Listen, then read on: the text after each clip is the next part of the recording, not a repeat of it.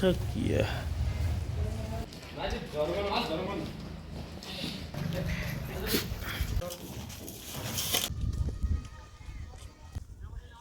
नमस्कार, मैं चंद्रशेखर जोशी देवभूमि टुडे में आपका स्वागत है। चमकदार धूप, चमकीला सूर्य, ऐसे खुशनुमा मौसम में राजनीति का भी तापमान उफान पर है।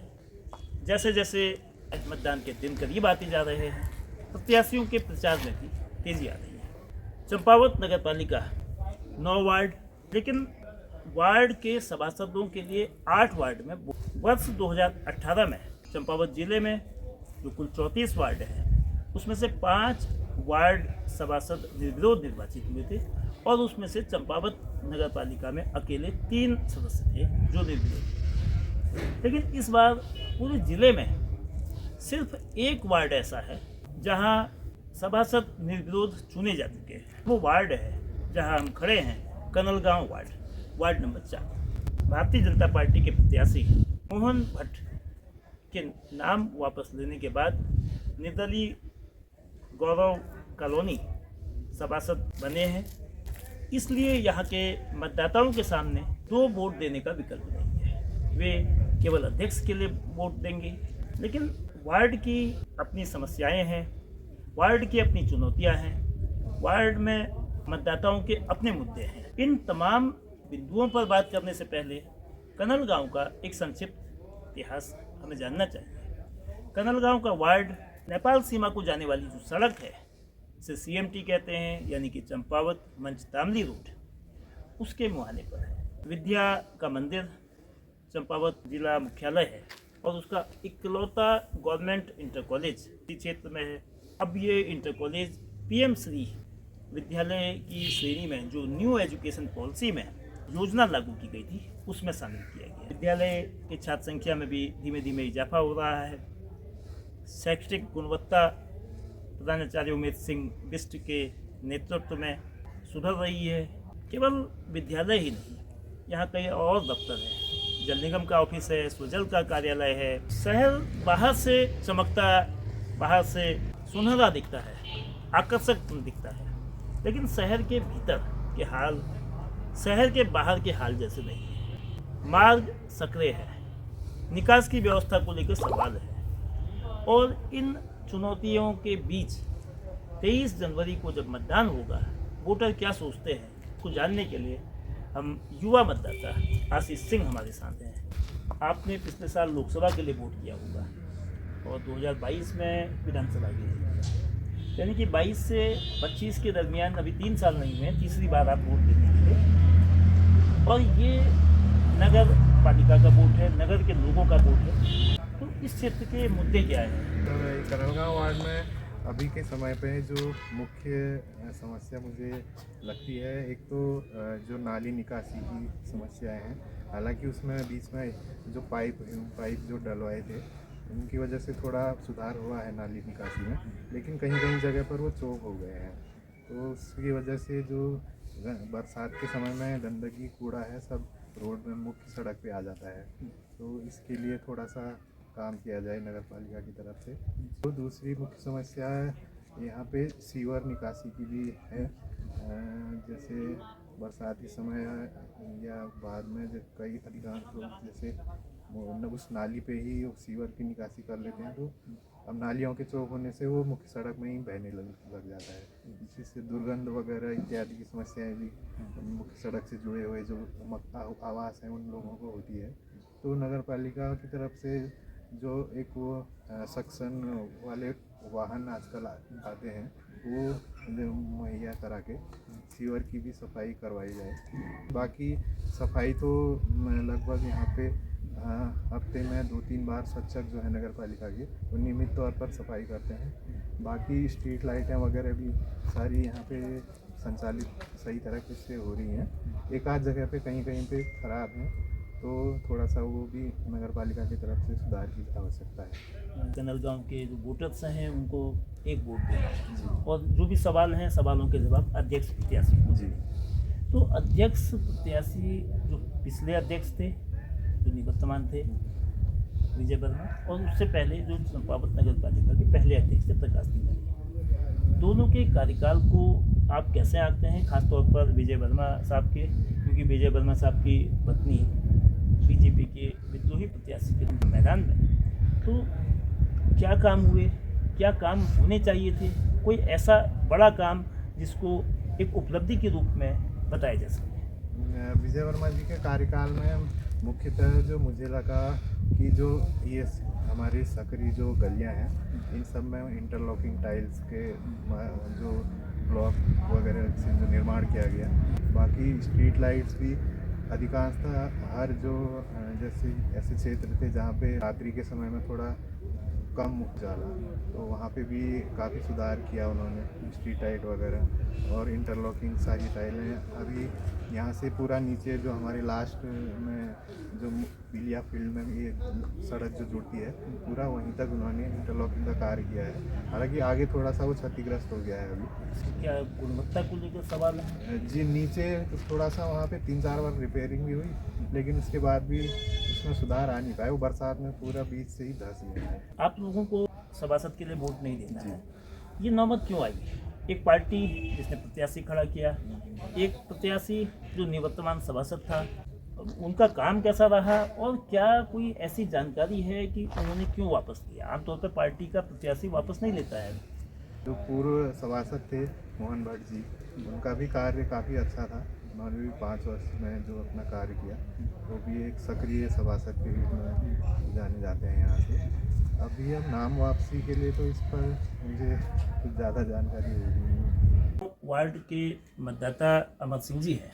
अमर सिंह जी, क्या यहाँ की समस्याएं हैं, क्या मुद्दे हैं? जब आप वोट देने जाएंगे तो क्या दिमाग में होगा कि भाई ये चीज़ होनी चाहिए, प्रत्याशी कौन पूरा कर सकता है, कौन नहीं कर सकता है? तो क्या प्राथमिकताएं आपकी वोट देते समय होती है? टैक्स के बारे में तो क्या क्या है ना, समस्या तो गांव में अनंत समस्या है, क्योंकि पिछले कार्यकाल में भी रास्ते बने थे ना, ये बरसात में सब टूट फूट गए।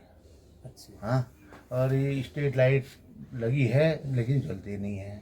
अच्छा, ना? मतलब स्ट्रीट लाइट खराब है तब नहीं जलती है या वो सही होने के बाद नहीं जलती है?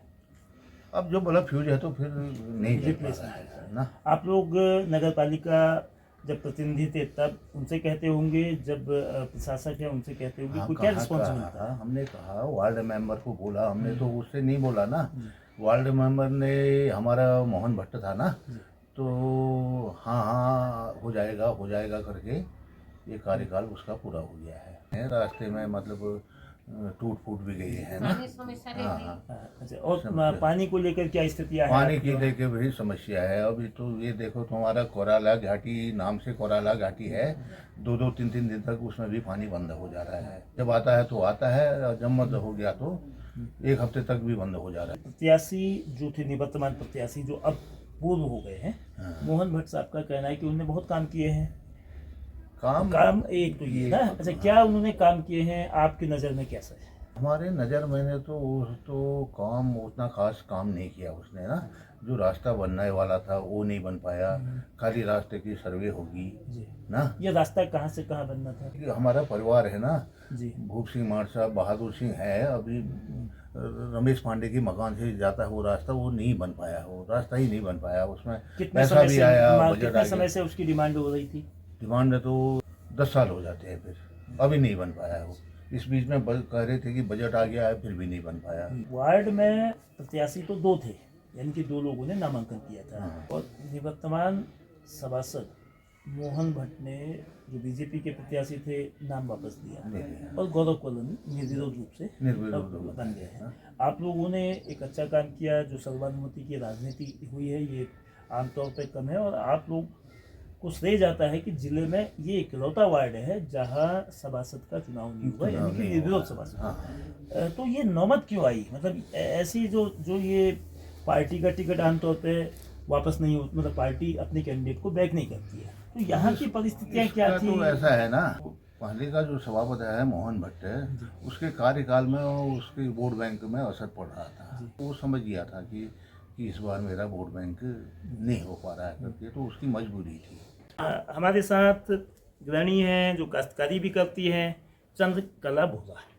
क्या दिक्कतें हैं कनलगांव वार्ड में? महिलाओं के साथ क्या समस्याएं आती हैं? चंद्रकला जी, महिलाओं की क्या आप चाहते हैं, जो प्रत्याशी आएंगे क्या होना चाहिए और क्या हो रहा है? जी करते हैं, बड़ी मुश्किल से खेती बाड़ी इधर उधर से जुगाड़ करते हैं, बैल लाते हैं, ट्रैक्टर वालों को लाते हैं। बड़ी मुश्किल से बरसात की भी यहाँ आपको पता ही है समस्या ही ठहरी ना, अपनी हड्डी तोड़ते हैं। फिर ये आवारा गाय आ जाते हैं, जाते हैं नगर पालिका में, कितनी आती हैं हम क्या करें बोलते हैं। पूरा दिन लगाते हैं हर्जा खर्चा करके, घर संभालने वाली औरतें होती हैं करके, और रास्ते के लिए आए पैसे पता नहीं कहाँ डालते हैं।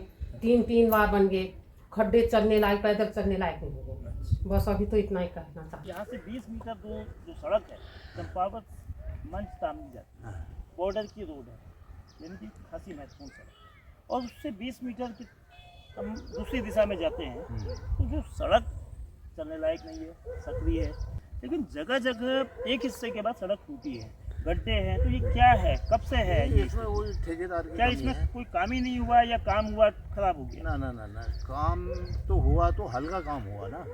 गुणवत्ता का सवाल है। गुणवत्ता का सवाल है इसमें, और तो कोई मतलब ही नहीं है। अब ये सिविल लाइन है, ये सब बंद होगी। अब पानी कहाँ को पास होगा, इसकी चैम्बर ही नहीं बनी है ना। ठीक है, तो ये गांव का क्षेत्र नहीं है। 2013 से पहले बेशक कनलगांव गांव था, लेकिन अब कनलगांव 2013 जब नगर पालिका बनी तो ये नगर का हिस्सा बना। 11 साल में नगर के हिस्से में शामिल होने के बाद हालात ऐसे नहीं हैं कि इसको कहा जा सके ये शहरी सुविधाओं से युक्त है। ऐसी सड़कें, ऐसे रास्ते जो शुरुआत में दिखते हैं कि बेहतर हैं, लेकिन जैसे जैसे आगे बढ़ते हैं वो रास्ते लोगों को पैदल चलने में भी परेशानी पैदा करते हैं। वाहनों की आवाजाही की बात तो छोड़िए, इन रास्तों की मरम्मत के लिए क्षेत्र के लोगों ने अनेक बार नगर पालिका से लेकर प्रशासन तक आवाज़ उठाई, लेकिन इनकी सुध लेने वाला कोई नहीं है। और लोग बरसातों में दिक्कतें होती हैं, जाड़ों में दिक्कतें होती हैं, जिस समय पाला इत्यादि पड़ता है। तो क्या ये हालात जो चुनाव 23 जनवरी को होंगे उसमें कुछ बदलेंगे, या फिर जब अगली बार 2030 में नगर पालिका के चुनाव होंगे तो वही तस्वीर देखने को सामने आएगी? आज जो लोग वोट मांगने के लिए आ रहे हैं वो वोट के नतीजे के बाद जनता को पीठ दिखाएंगे, केवल दावे करेंगे। उनकी वाजिब मांग को पूरा करने की ओर उनकी जो कोशिशें हैं वो लगता है पूरी नहीं हो रही है।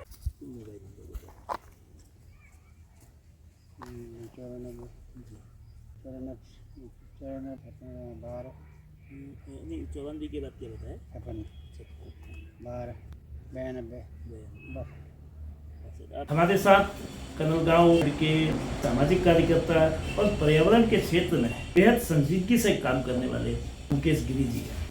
कनलगांव के मुद्दे क्या हैं, एक तो ये, दूसरा ये कि वहाँ ऐसी कौन सी परिस्थितियाँ आई कि वार्ड का जो सभासद है वो निर्विरोध चुना गया। तो क्या स्थिति रही कि निर्विरोध सभासद क्यों बने और मुद्दे क्या हैं?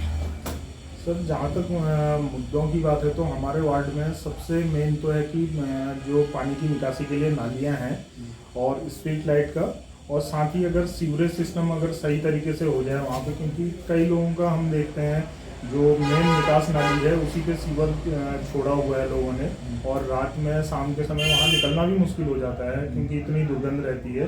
तो सबसे बड़ा मुद्दा तो हमारे वार्ड में यही है कि सीवर सिस्टम अगर सही तरीके से हो जाए, मैनेज हो जाए।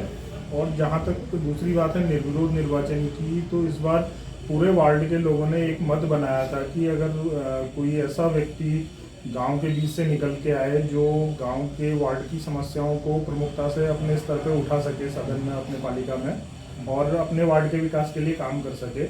तो जो अभी जिनका निर्वाचन हुआ है, गौरव कॉलोनी, वो काफ़ी पहले से इन चीज़ों से जुड़े हुए हैं, सामाजिक कामों से जुड़े हैं वार्ड में।